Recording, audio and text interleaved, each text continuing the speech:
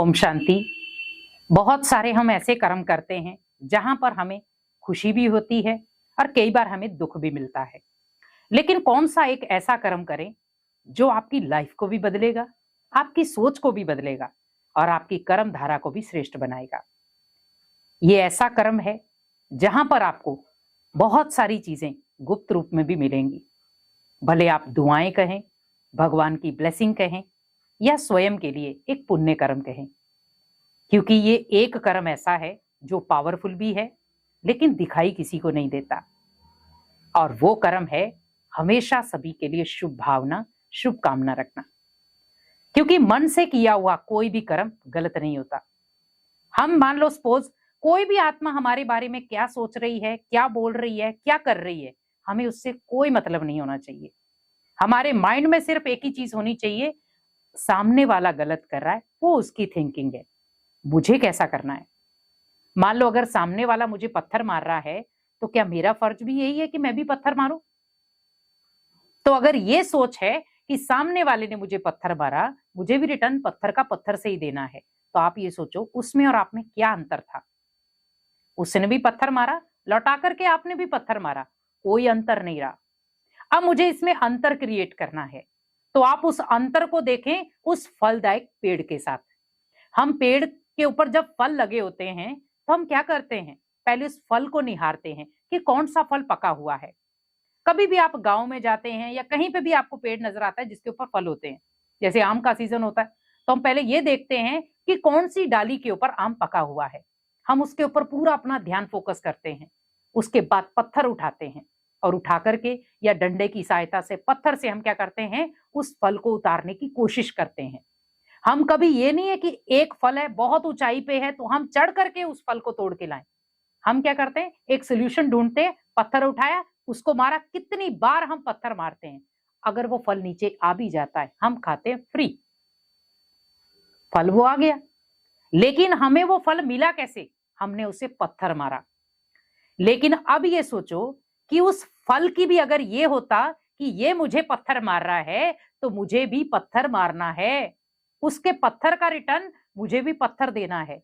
लेकिन उसने क्या किया, आपने पत्थर दिया, उसने मीठा फल दिया। आपने उसे असंतुष्ट किया लेकिन उसने आपको संतुष्ट किया, क्योंकि आपको क्या खाना था, मीठा फल। आज दुनिया में हम यही चीज गलत करते जा रहे हैं कि पलट कर जवाब देना है। सामने वाला अगर नहीं समझ पा रहा है, मान लो सपोज किसी ने गाली निकाली, अब आप ये सोचो उसने गाली निकाली वो उसका कर्म था, लेकिन मैं भी देख करके गाली निकाल रहा हूं, ये मेरा धर्म है। और हम कई बार गलत कर जाते हैं क्योंकि धारणाएं ऐसी माइंड में बिठा रखी हैं कि सामने वाला कुछ भी करे मुझे 4 गुना करना है, तो पाप भी आपका 4 गुना ही बनेगा, कोई पुण्य नहीं बनेगा। उसने तो 1 गुना पाप कर्म किया लेकिन आपने उसको देखकर 4 गुना कर लिया, तो अब ये सोचो बोझ किसके ऊपर चढ़ा, पाप का खाता किसका बना, 4 गुना आपका।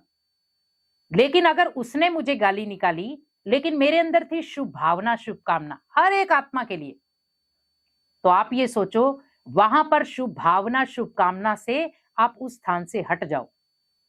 जिसने भी गाली निकाली, आप ये सोचो कि मैं भरे मेले में हूं, तो मेले में बहुत सारे लोग गाली गलौज करते हैं, लड़ाई झगड़ा भी करते हैं, पर मैं इग्नोर करके निकल जाता हूं। क्योंकि हम कई बार कहते हैं इतना टाइम नहीं है खड़े होने का, चलो।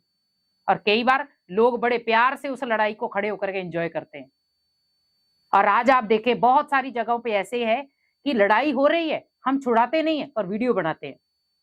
क्यों, हमारी मेंटेलिटी ऐसी क्यों बन गई? मान लो सामने वाला किसी को मौत के घाट उतार दे और हम वीडियो बनाते रह जाएं। मैं ये नहीं कहती हूं कि आपको वो सोशल मीडिया पे या आपको ऐसी चीजें नहीं करनी चाहिए, कई बार उससे बचाव भी हो जाता है बहुत सारे लोगों का, पर आपका पहला रक्षा कवच होना चाहिए उनको बचाना। और कई बार हमारे मन में डर क्या होता है कि अगर हम बचाएंगे तो हम खुद ही फंस जाएंगे, तो फिर आप खड़े होकर देख भी क्यों रहे, आप देखो भी नहीं, फंसेंगे तब भी आप, क्योंकि आप विक्टिम बन गए। इसी प्रकार आप ये सोचें कि अगर मेरे अंदर एक मानवता है, एक सभ्यचारी कर्म करने की क्षमता है, तो मुझे उस समय उस चीज को देखना है कि सामने वाले को मेरे सपोर्ट की जरूरत है। हाँ, अगर आप कुछ नहीं कर सकते, आप किसी ऐसे स्ट्रांग मेंबर को फोन करो जो इस लड़ाई को छुड़ा सके। तो भगवान भी हमें यही कहते हैं कि बच्चे, जब आप अनेक आत्माओं का सहयोग करते हो तो भगवान भी आपके सहयोग के लिए 4 कदम आगे आता है। आप 1 कदम के लिए सहयोग करते हो, भगवान 4 कदमों से आपके पास आता है। तो ये शुभ भावना और शुभ कामना, इन दोनों को अगर कनेक्ट करो तो होती है सहयोग की भावना। और ये एक ऐसा कर्म है सहयोग की भावना का, जो आपको आंतरिक रूप से स्ट्रांग बनाता है, कर्मों को श्रेष्ठ बनाता है और आपके अंदर एक पावरफुल इंसानियत लाता है। क्योंकि आज दिन पर दिन इंसानियत खत्म होती जा रही है। सहयोग तो कर रहे हैं, लेकिन कई बार फॉर्मेलिटी के लिए।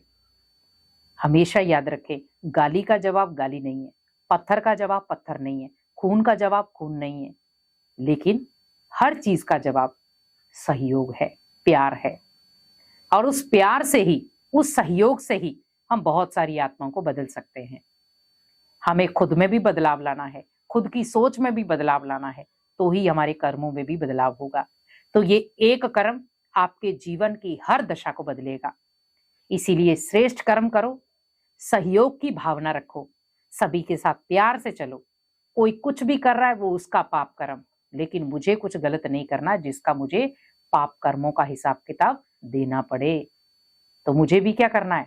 श्रेष्ठ कर्म करने हैं। और श्रेष्ठ कर्म करने से ही हम भगवान के दिल पर जगह बना सकते हैं। तो ये एक कर्म डायरेक्ट आपको भगवान के दिल में जगह बनाएगा। भगवान के दिल में अगर जगह बनानी है तो इस एक कर्म को जरूर करें, और यही कर्म आपको श्रेष्ठ भी बनाएगा और आपके भाग्य को उज्जवल भी बनाएगा। ओम शांति।